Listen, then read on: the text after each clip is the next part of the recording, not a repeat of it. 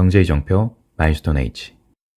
안녕하세요, 마일스톤 H입니다. 현재 시각은 2022년 3월 7일 월요일 오후 4시 47분입니다. 오늘의 썸네일은 진퇴양난인데요. 위쪽에도 포식자, 아래쪽에도 포식자가 있어서 여기 중간에 있는 멧돼지가 위로도 못 가고 아래도 못 가는 이런 상황을 표현한 것입니다. 현재 금리 상황이 물가 상승률에 따라서 올려야 되는 상황인데 전쟁 이슈로 인해서 금리를 내릴 수밖에 없는 상황으로 보이고 있죠. 패드와치 툴에서도 이런 상황들이 계속적으로 나타나고 있는데요. 현재 상황에서 물가가 계속적으로 상승하는 과정에서 금리를 올리게 되면 경기 침체로 빠지게 되고요. 금리를 올리지 않으면 경기 과열이 발생합니다. 중간을 맞추기가 제가 너무 힘들다고 말씀드렸죠. 그래서 중립금리가 그렇게 어렵다라고 했는데 현재 그 상황이 지속적으로 발생하다 보니까 진퇴양난인 상황이에요. 어떤 상황이 되더라도 제가 봤을 때 시장은 그렇게 좋은 상황을 보여주지 못할 거예요. 금리를 올리지 않고 낮추거나 그대로 유지하더라도 경기, 정확하게는 물가죠. 물가가 계속적으로 과열 상태로 이를 것이고 그 반대로 금리를 너무 급격하게 올릴 경우에는 경기 침체가 가속화되어서 급격한 하락세가 나올 겁니다. 시황들이 지난 며칠 동안 굉장히 많이 바뀌었는데요. 오늘 시황을 한번 보시도록 하시죠. 자, 오늘 영상 또 시작하겠습니다. 처음엔 장단기 금리 차입니다. 장단기 금리 차는 현재 파동이 유지되기 위해서 마지노선이라고 할 수 있는 0.348을 현재 장대음봉으로 돌파를 했습니다. 그래서 현재는 이 파동이 성립하지 않을 건데요. 다만 현재 파동도 3월달이 이제 시작을 하였기 때문에 3월 말까지 이 파동이 다시 상승 돌파해서 0.348을 상승 돌파한다면 현재 파동은 그대로 유지가 되겠습니다.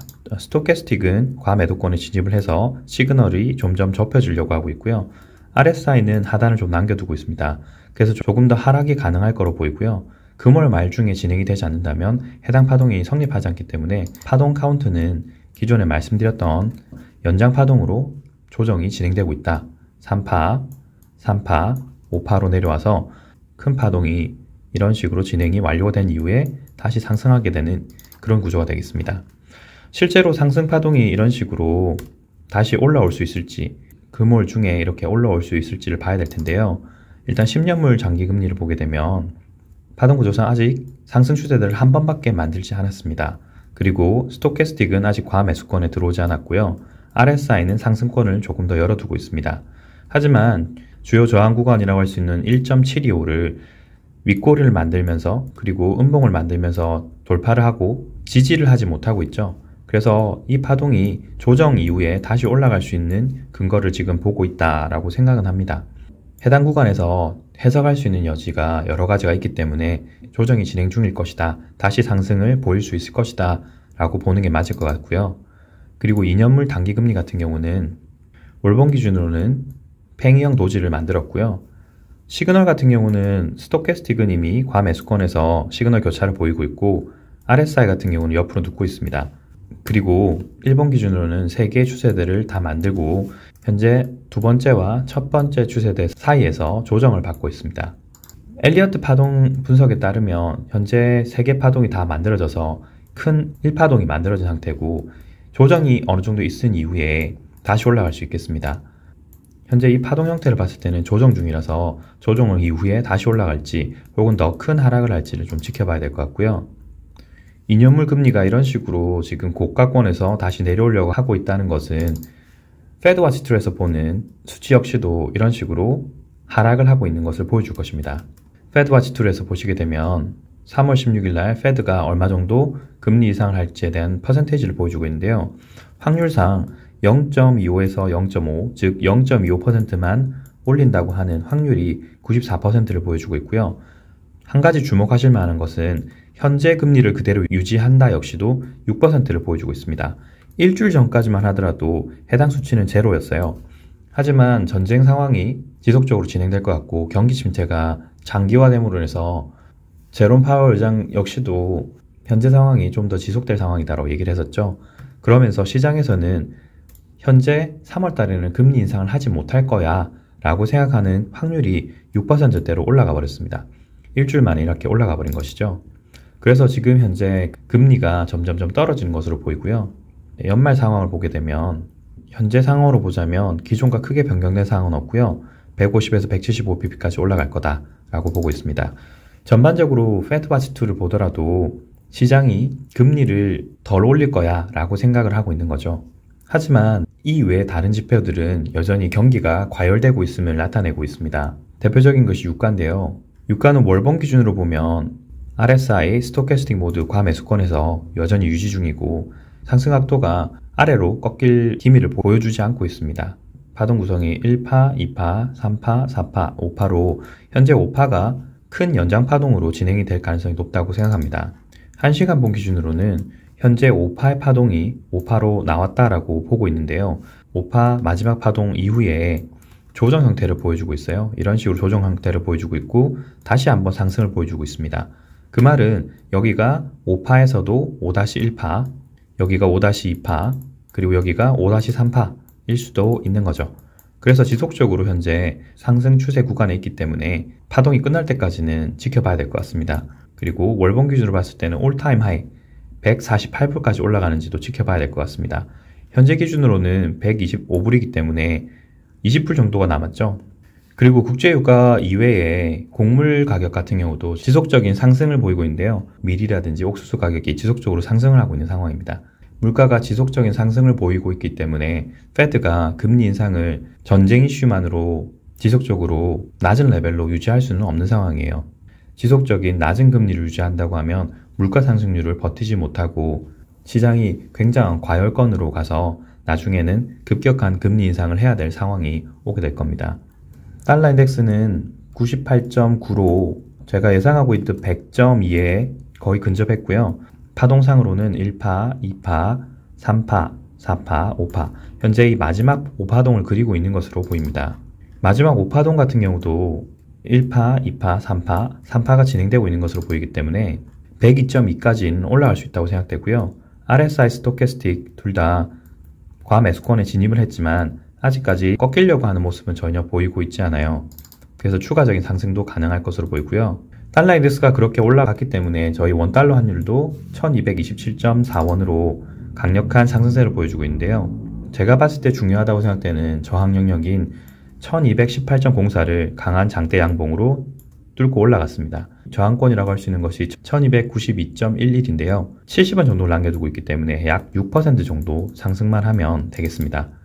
어떤 이슈로 여기를 크게 상승 돌파를 할 수 있을지 모르겠지만 한국의 경우는 지속적인 식료품과 유가 상승 그리고 환율의 영향으로 물가 상승이 한국에선 더 나타날 수 있겠습니다.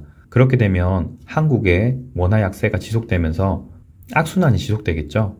몇 차례 말씀드렸지만 1218원을 뚫고 올라갈 경우에는 상승 추세대가 이렇게 바뀔 수 있다고 말씀드렸습니다. 그 말은 첫 번째 상승 추세를 완료한 이후에 이런 식으로 조정이 될 수 있겠죠. 1218.04를 일부 지지하면서 옆으로 좀 횡보하다가 상승 추세대를 이렇게 다시 뽑을 수 있다는 말입니다. 그러면 전반적으로 제가 지금 보고 있는 이렇게 큰 상승 추세대를 그릴 수 있을 것이고요. 현재는 제가 대략적으로 그려놨기 때문에 1800원까지 보고 있지만 상황에 따라서는 5파가 연장이 되면 충분히 더 상승할 수도 있습니다. 이 점 참고 부탁드립니다. 코스피 200 같은 경우는 오늘 파동을 다시 해석을 좀 하게 되었는데요. 기존 파동은 3파, 3파, 여기가 5파로 진행될 것이다. 1파, 2파, 3파, 4파, 5파 이런 식으로 해서 크게 3파동을 이런 식으로 그리게 된다. 그리고 난 이후에 하락을 할 것이다 라고 했는데 현재는 파동표가 좀 바뀌었죠. 파동표가 여기서 5파가 나오지 않으면서 파동을 다시 수정을 해야 되는 상황입니다. 파동표를 새로 그리게 되면요. 3파, 큰 3파, 그리고 5파가 나와야 되는 상황입니다. 이런 식으로 그려지면 큰 파동이 3파로 조정되면서 4파가 연장된 상황이고요. 4파 연장된 뷰가 하나, 둘, 셋 이런 식으로 해서 큰 N자형을 그리게 되는 것입니다. 오늘 만들었던 파동이 갭 하락을 하면서 스토캐스틱은 과매도권, RSI는 현재 과매도권까지 들어가진 않았습니다. 그래서 이 파동이 완료되었는지는 확인을 좀 더 해봐야 될 것 같고요. 만약에 이 파동이 전 저점까지 내려가게 된다면 전 저점에서 강한 파동으로 5파가 이렇게 나올 수도 있겠습니다.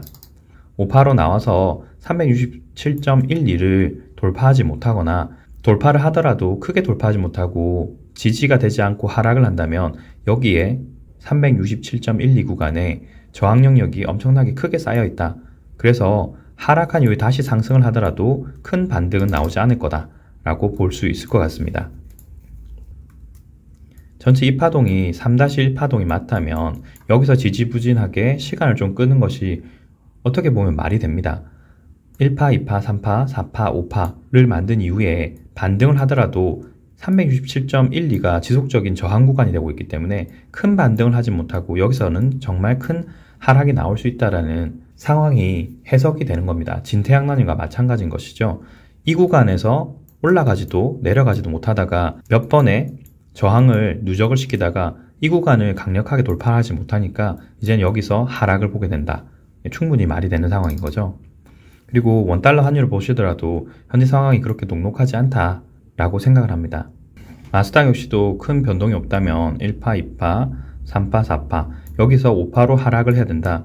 RSI와 스토캐스틱은 과매수권, RSI는 하단을 좀 남겨두고 있기 때문에 충분히 가능할 것 같고요.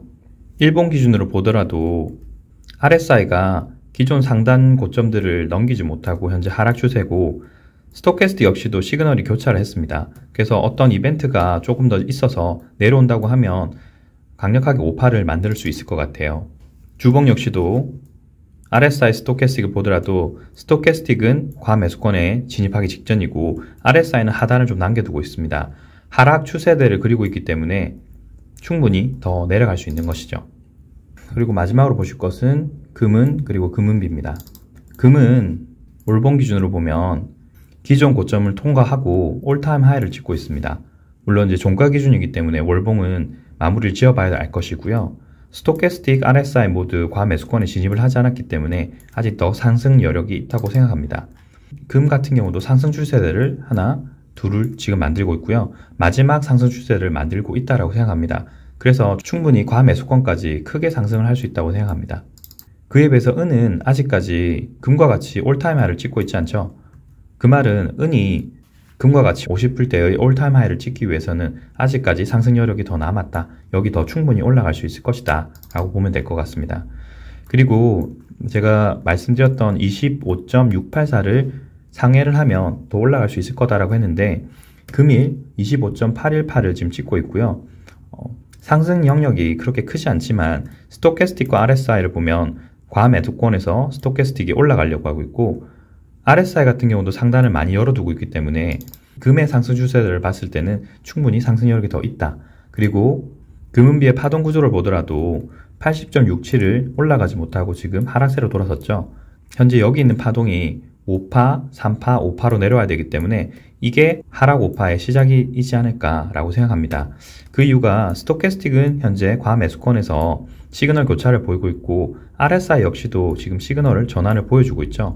그 말은 조만간 어떤 트리거, 즉 앞서 말씀드렸던 여러 가지 이유들로 금리를 올리지 못하기 때문에 물가 상승이 지속적으로 나타나거나 또는 현재와 같은 불안정한 러시아 우크라이나 사태가 확전이 돼서 전 세계적인 불안 상태가 고조가 된다면 틀림없이 은도 금과 같이 추가 상승을 할 수 있을 것이고 그렇게 되면 금은비도 이런 식으로 추가 하락을 할 수 있을 겁니다. 만약에 66.50을 추가 하락 돌파하게 된다면 급격한 하락을 보이면서 은의 상승이 가소가 될 것이다 라고 생각합니다. 몇 차례 말씀드렸지만 여기서 제가 금, 은을 보유하시라는 건 반드시 실물 위주고요. 여력이 되시는 분은 ETF를 추가 구매하시는 것도 고려해 보실 수 있을 겁니다. 이것도 2배수, 3배수가 따로 있기 때문에 참고하셔서 매매를 하시면 될 것 같아요. 오늘은 진퇴양난으로 표현을 좀 해봤는데요. 페드가 3월 16일 날 어떤 결정을 내리고 러시아 우크라이나 사태가 어떤 식으로 진행되느냐에 따라서 이런 지표들이 굉장한 변동성을 보이면서 특정 방향을 가리킬 것이라고 생각합니다. 그 날들이 점점 가까워지는 것 같아요. 간단한 시황 분석을 해봤고요. 오늘 영상은 여기까지입니다. 시청해주셔서 감사합니다. 이상 마일스톤 H였습니다. 감사합니다.